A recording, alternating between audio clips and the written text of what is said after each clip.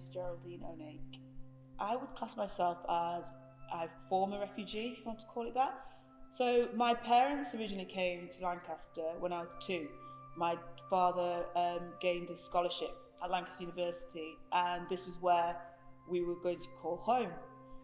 It was a big culture shock for my mum, I would say, and she really embraced it. She was like, if this is going to be my home, I'm going to embrace everything about it. The language, the culture, the city. And Lancaster has become our city. My youngest son was born in Lancaster. My mum still lives here.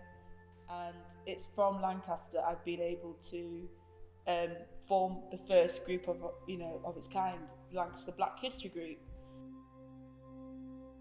Lancaster Black History Group is a grassroots community group. We consist of teachers like myself, teachers from secondary school, academics from the Lancaster University, and also local historians. We were established as a result of the Black Lives Matter movement last year. We wanted it to be something that acknowledged Black histories in Lancaster especially, and also to educate people, because we are believers that education can eradicate racism.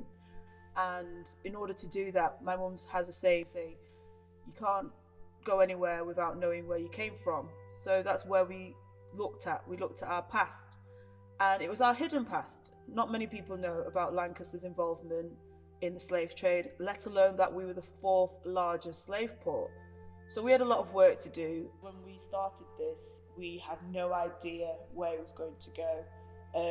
Rebecca and I, were overwhelmed by the response, people who were keen to volunteer and engage and, offer their services. And this is just a start.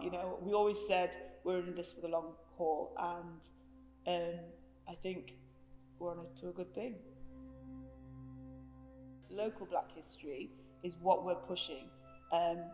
In the curriculum it says to learn about your local area and local significant people. So people like Frances Elizabeth Johnson. Frances Elizabeth Johnson was a black servant brought from St Kitts. She was brought to be a servant at 20 Castle Hill.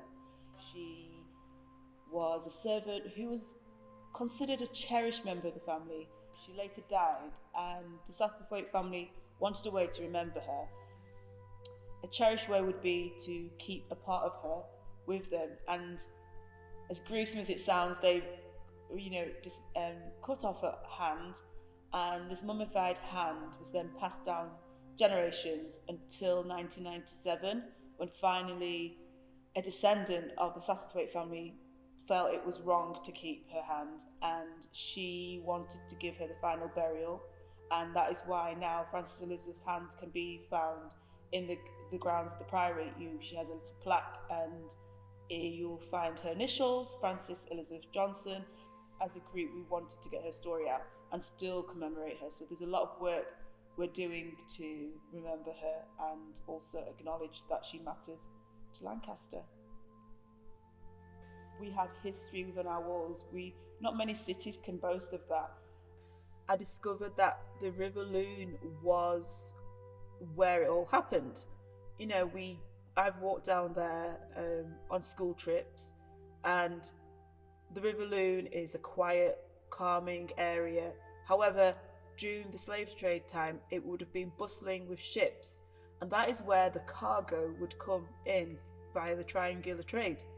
So what we know as the Maritime Museum was actually the custom house. So any trade that came from the Caribbean would have been brought to the custom house and logged in the custom logs.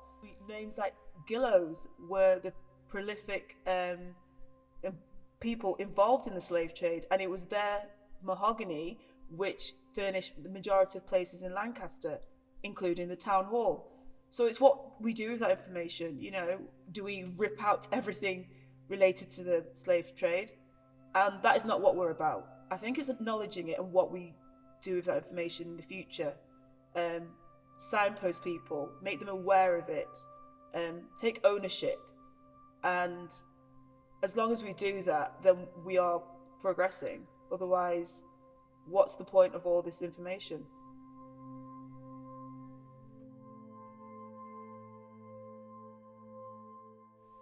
So how we live now, you know, no one could have predicted a year ago that we would be looking forward to our daily walk and be confined to our homes.